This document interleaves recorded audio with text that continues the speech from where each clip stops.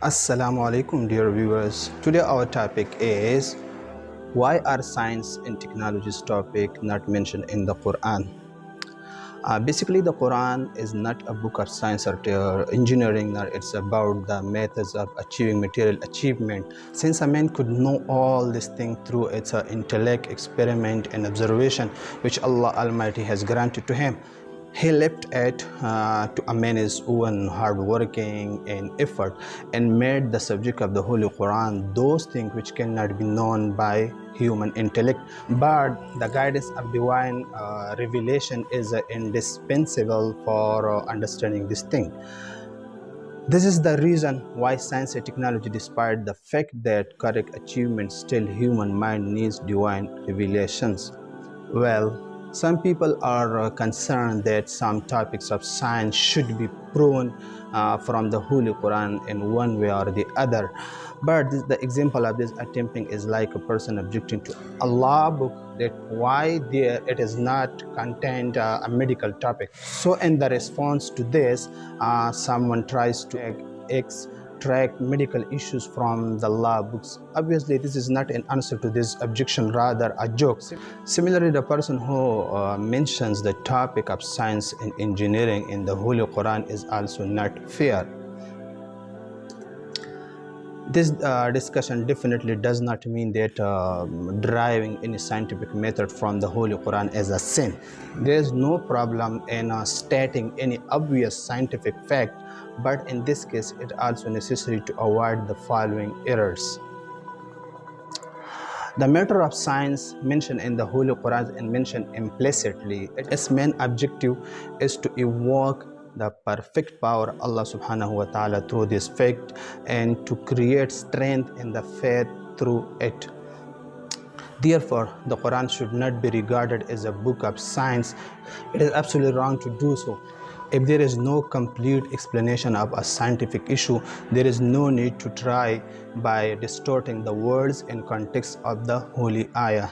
Let me clarify this with an example. When the science theory was that the earth is stationary and other planets move around it, so some people tries to prove this theory from the Holy Quran, and it was from the words of the Holy Quran. أَمَّنْ جَعَلَ الْأَرْضَ قَرَارًا وَجَعَلَ خِلَالَهَا أَنْهَارًا وَجَعَلَ لَهَا رَوَاسِيَ. The Quran states, "Is he not the best who made the earth is a stable ground and places with it rivers and made for firmly set mountains?" That indicates that the earth isn't stationary in its place.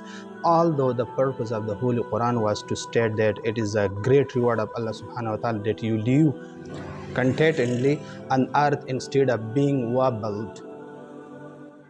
The reward has nothing to do with the earth is motion, but whether the earth is moving or stationary, the human being is blessed in every case. So proving the earth to be stationary has nothing to do with this verse. In contrast, when science presented the theory that the earth is moving instead of being stationary, some people thought to be prove this also from the Quran and presented the following verse in the support of the movement. وَتَرَى الْجِبَالَ تَحْسَبُهَا جَامِدَةً وَهِيَ تَمُرُّ مَرَّ السَّحَابِ. And you see the mountain thinking them rigid while they will pass as the passing of clouds. These people here translated tamurru is moving instead of will move in future, and claim that this verse is describing the movement of the earth because the movement of the mountain means that the earth is moving. Although the context of the verse clearly states that the condition of the day of resurrection are being mentioned here, the fact is that the Holy Quran is silent about the movement or rest of the earth because this matter is out of its subject. The movement of the earth is not proved by the Quran, nor it is in rest or in a moment. Here is another verse in the Holy Quran. Kullun fi falaki yasbahun. Each in an orbit is swimming. But looking at the context of the ayah, it is about the sun and moon, not earth.